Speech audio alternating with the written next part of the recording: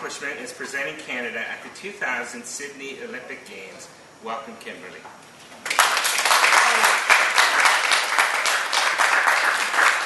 Thank you. A lot of people ask me as an Olympic athlete, what is my favorite memory? And I'd have to say, number one, representing my country. But my favorite memory is the opening ceremonies. I remember getting ready, all of our Canadians dressed in our clothing, maple leaves and red everywhere. And then getting to the outside of the stadium where all of the athletes were gathered, all in their opening ceremony gear. It was just an amazing experience. I remember looking at the stadium and waiting to march in.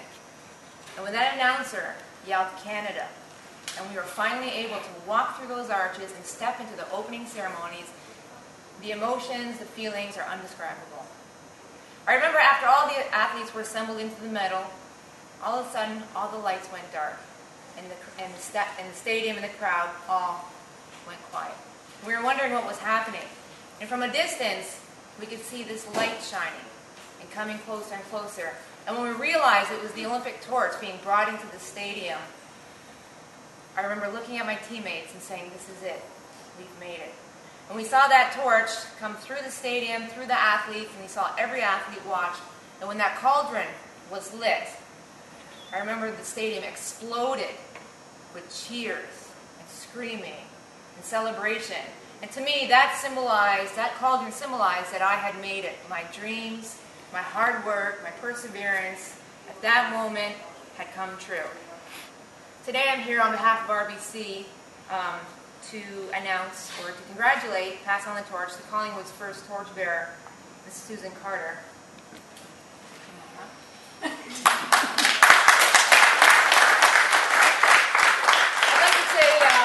I'd like to pass on some words of wisdom, I guess. Being an Olympic athlete, when you're competing, you don't really have much to do with the torch. But thanks to RBC, I've been very involved with the torch.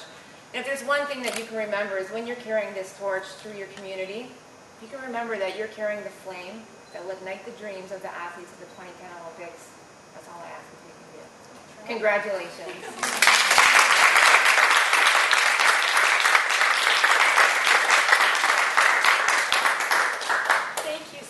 To everybody, Kimberly, our Canadian Olympian, for the kind words and the introduction.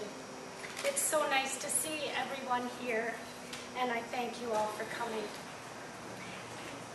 Whoops, I guess I'm not finished that one yet. When I first saw the RBC commercial suggesting the opportunity to become a torchbearer, I thought what an honor that would be to be chosen to represent one's country and one's hometown. But I never thought for 1 minute that honor would be given to me. One afternoon in March, I was searching for a website when the contest for RBC appeared. I checked it out and found the map with the torchbearer's route that passed through the area that I was familiar with. I filled in the personal information and clicked submit.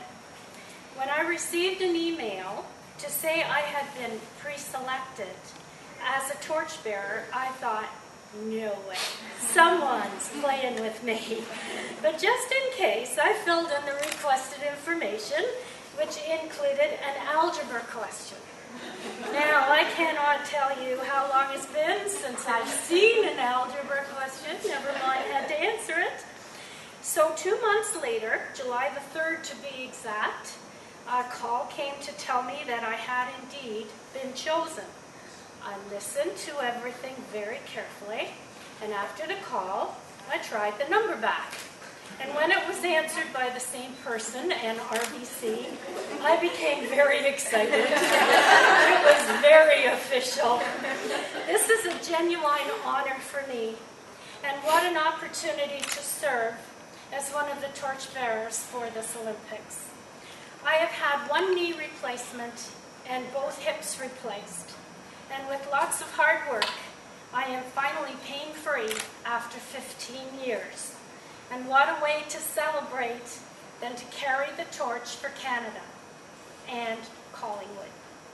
Canada and its people have always been close to my heart, and my pledge seemed to fall quite well into the category of create stronger communities. We were in a recession at the time, and since I always helped with food drop boxes, Thanksgiving drives, and Christmas kettles, this pledge seemed to come fairly easily to me. There's always a need to help fellow Canadians, no matter where we live or where we may relocate in the future. Thank you to everyone involved in this decision, and I look forward to hopefully being an asset to Collingwood, my home, and to Canada, my country. Thank you.